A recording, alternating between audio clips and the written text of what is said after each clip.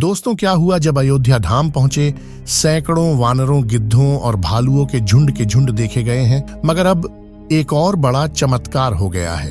बताया जा रहा अयोध्या के आसपास फिर से एक बार हिरणों का झुंड देखा गया है। अब तो राम जी से जुड़े पशु पक्षी राम मंदिर के दर्शन करने के लिए आगे बढ़ रहे हैं। राम मंदिर प्राण प्रतिष्ठा से पहले ऐसा चमत्कार देखकर सभी लोगों के रोंगटे खड़े हो गए और इसी के साथ राम जी के भक्तों के अंदर एक नई ऊर्जा देखने को मिल रही है। सीता जी की जनकपुरी से अब तो राम जी के लिए बहुत सारे भक्त आ रहे हैं।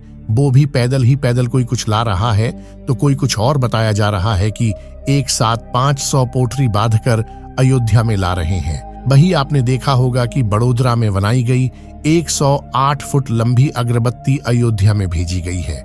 नए मंदिर में रामलला की पहली आरती राजस्थान के जोधपुर से भेजे गए घी से होगी। इसके लिए राजस्थान से 650 किलो घी अयोध्या पहुंच गया है। खास बात यह है कि ये घी न ही ट्रेन से आया है और न ही बस या कार से आया है, बल्कि यह रथ यानी कि बैलगाड़ी से अयोध्या तक लाया गया है।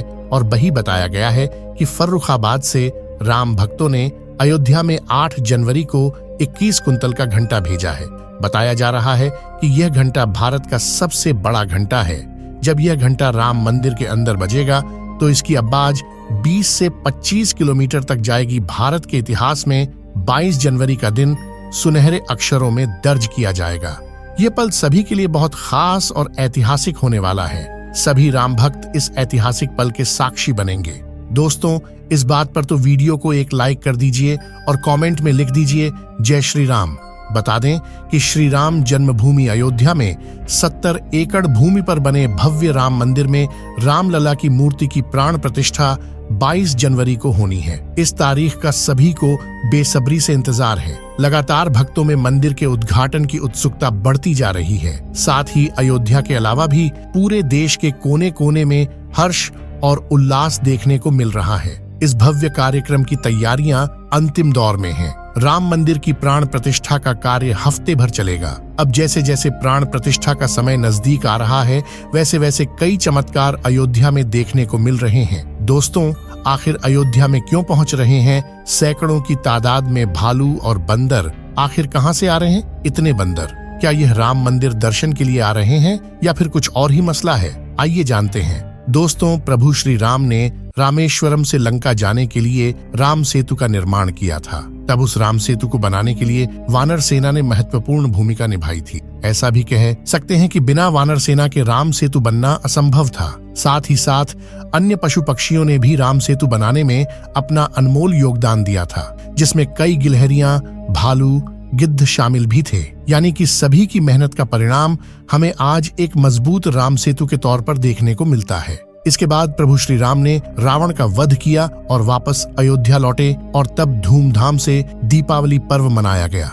लेकिन दोस्तों, वही दीपावली का पर्व एक बार फिर से होने जा रहा है, क्योंकि 500 वर्षों का कठिन संघर्ष अब सफल हो चुका है। 22 जनवरी 2024 को राम मंदिर की प्राण प्रतिष्ठा होने वाली है। हम हिंदुओं के लिए यह बहुत दुख की बात है कि एक सनातनी देश में होने के बावजूद हमारे प्रभु राम लल्ला को तंबू में रहना पड़ा। लेकिन कहते हैं कि सच्चाई को कितना भी दबाया जाए, एक दिन वह सामने जरूर आती है। दोस्तों, सब जानते हैं कि 22 जनवरी का दिन भारतवर्ष के लिए ऐतिहासिक होने वाला है, क्योंकि इस दिन भगवान राम फिर से अपनी नगरी अयोध्या में वापस लौटने वाले हैं।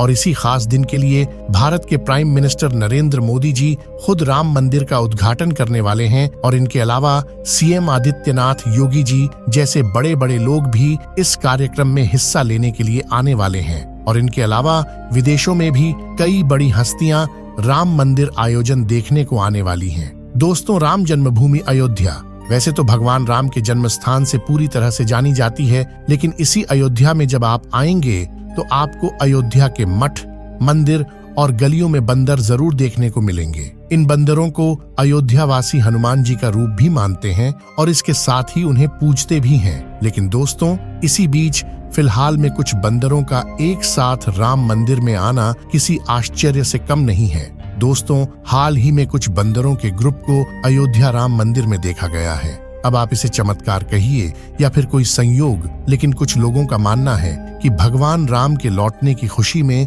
बजरंगबली दर्शन के लिए खुद अयोध्या आए हैं। लेकिन क्या है इसकी पूरी सच्चाई, आइए जानते हैं। दोस्तों, वैसे तो कलयुग में हनुमान जी को राजा माना जाता और बंदर को हनुमान जी का स्वरूप। रामनगरी में प्राचीन काल से यह परंपरा चली आई है कि यहाँ कोई भी प्राणी भूखा नहीं सोना चाहिए, इसलिए जगह जगह भंडारे भी चलाए जाते हैं। तो वहीं रामनगरी में बंदरों का भी आदर सत्कार किया जाता है। बता दें कि श्री रामनगरी में बंदरों की तादाद कई इलाकों में है। दोस्तों, 22 जनवरी 2024 को अयोध्या नगरी में प्राण प्रतिष्ठा होने वाली है और उसमें मुख्य रूप से 5 लोगों की भागीदारी रहेगी। खबर आ रही है कि अयोध्या में प्रधानमंत्री मोदी जी, उत्तर प्रदेश के मुख्यमंत्री आदित्यनाथ योगी जी, गृह मंत्री अमित शाह जी और आनंदी पटेल रहेंगी और साथ में धार्मिक मान्यताओं का पोषण करने वाले वैदिक गुरुओं को भी शामिल किया जाएगा। अयोध्या इस वक्त विश्व का मानक बना हुआ है। अब इस वक्त वैश्विक स्तर पर लोग अयोध्या को देखने के लिए इंटरेस्टेड हो रहे हैं। आपकी जानकारी के लिए बता दें कि इस वक्त गिद्धों का विशाल समूह अयोध्या के मिल्कीपुर में पहुंच चुका है। जानकारी के मुताबिक दर्जनों बार गिद्धों का झुंड देखने को यहाँ मिल रहा है। भगवान राम अब महल में विराजमान होंगे। उसका स्वागत समारोह में जटायु सम्मिलित होकर अपनी सहभागिता सुनिश्चित करेंगे। दोस्तों, भगवान श्री राम के चाहने वालों की संख्या इतनी ज्यादा है कि देश विदेश से भी श्रद्धालुओं का उमड़ना यहाँ शुरू हो गया है। अब कुछ दिनों बाद यहाँ राम लला अपने भव्य मंदिर में विराजमान हो जाएंगे। वहीं कुछ लोग जल्दी से शुरू होने वाले मर्यादा पुरुषोत्तम भगवान राम एयरपोर्ट के जरिए इस भव्य राम मंदिर की प्रतिष्ठा समारोह में पहुंचने की तैयारी कर रहे हैं। यहाँ तक कि कुछ लोग तो अभी से भगवान राम के दर्शन के लिए पैदल यात्रा पर निकल चुके हैं। दोस्तों, अयोध्या नगरी में विराजमान होने वाले हमारी आस्था के प्रतीक श्री राम के दर्शन के लिए आपकी क्या प्लानिंग है, कमेंट में बताएं। दोस्तों, अयोध्या में राम मंदिर निर्माण और उसका उद्घाटन लगातार सुर्खियों में धार्मिक अंतर्राष्ट्रीय इम्पोर्टेंस के स्थान पर विकास की नई हिस्ट्री लिखने की तैयारी है।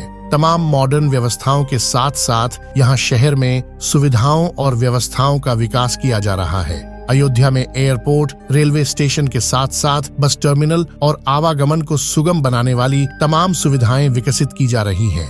अयोध्या आने वाले यात्रियों को एयरपोर्ट और रेलवे स्टेशन के साथ साथ अंतर्राष्ट्रीय बस अड्डा यानी कि ISBT की सौगात भी मिली है। इसे कई फेज में विकसित किया जाएगा। यहाँ दूसरे राज्यों से आने वाले यात्रियों के लिए तमाम जरूरी सुविधाएं मिलने वाली है। यात्री सहायता केंद्र, बसेरा और प्रतीक्षालय जैसी सुविधाएं विकसित की गई हैं। बता दें कि श्री राम समारोह में शामिल होने के लिए राम मंदिर ट्रस्ट ने क्रिकेटरों, उद्योगपतियों और अभिनेताओं जैसी कई हस्तियों को निमंत्रित किया है। सम्मानित अतिथियों की सूची में कई परिवार भी शामिल हैं जो दुनिया भर के 50 विदेशी देशों के प्रतिनिधि हैं। साथ ही गौतम अडानी, रतन टाटा, अरुण गोविल, दीपिका चिखलिया, बाबा रामदेव, मोहन भागवत जैसे कई सेलिब्रिटीज भी शामिल होंगे। राम जन्मभूमि ट्रस्ट ने इस महत्वपूर्ण अवसर के लिए 3000 VIP और 4000 संतों सहित लगभग 7000 लोगों को आमंत्रित किया है। उद्घाटन समारोह में राजनेताओं सहित 4 शंकराचार्य,